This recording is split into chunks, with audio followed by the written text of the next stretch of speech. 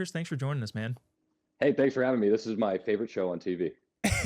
I really appreciate that. Actually, we just learned this. This show is the #1 show on Real America's Voice in this time slot. So it's a Let's fantastic, go. it's a fantastic compliment. We love to say it. Um, so to get right into what's going on in the day, let's play this first clip and we'll well up with tears together and react. And splashdown. Crew 9 back on Earth.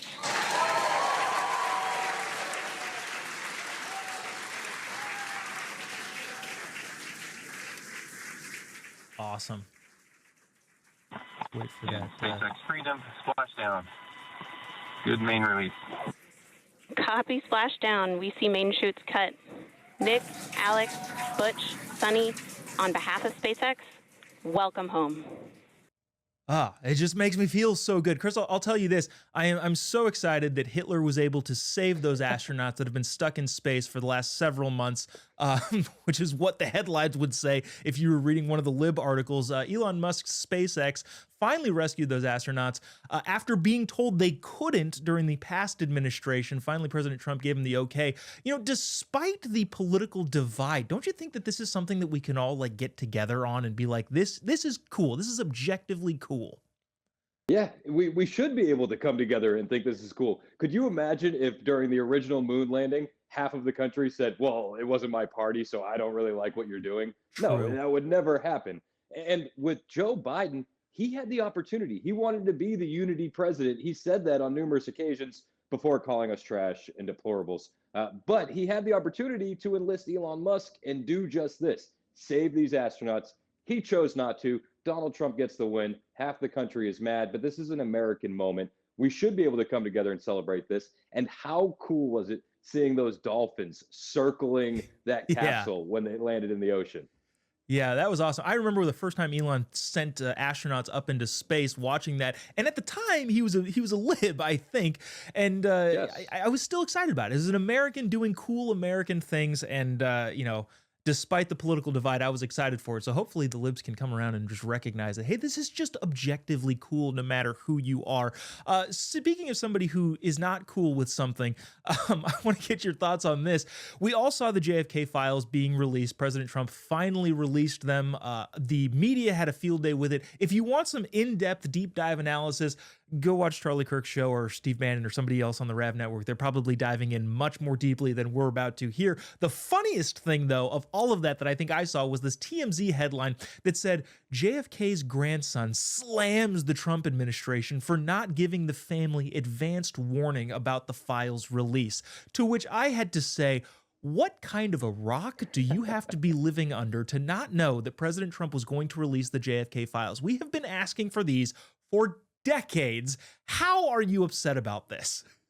Yeah, and I would say, hey, pal, go talk to your uncle, because when Trump signed the executive order, he handed the pen and said, this is for RFK. It was a campaign promise, like the entire campaign. I mean, I think it was a campaign promise in 16 and 15. You should have known that this was coming. And I just want to salute our weaponized autists out there going through these 80,000 documents. I myself have 4 kids, 2 dogs, and a wife, and I don't have the time to do it. But I just want to shout out to the guys that are. The big things that I've learned from the documents so far is Oswald acted alone, Andy acted with the KGB, Andy acted with Cuba, Andy possibly acted with Israel and the CIA. And it may have not happened at all.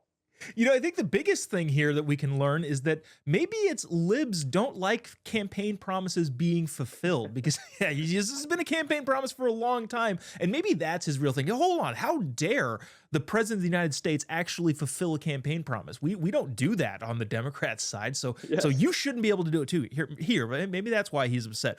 Speaking of some people who are upset, I want to play you this Tim Walz clip in the limited time we've got. Watch this, and this is Tim Walz saying he gets excited and he's happy that Tesla stock is tanking. Watch this. Saying on my phone, I don't know, some of you know this on the iPhone, they've got that little stock app. I added Tesla to it to give me a little boost during the day. 225 and dropping. So, and if you own one, we're not blaming you. You can take dental floss and pull the Tesla thing off, and take out, just telling you.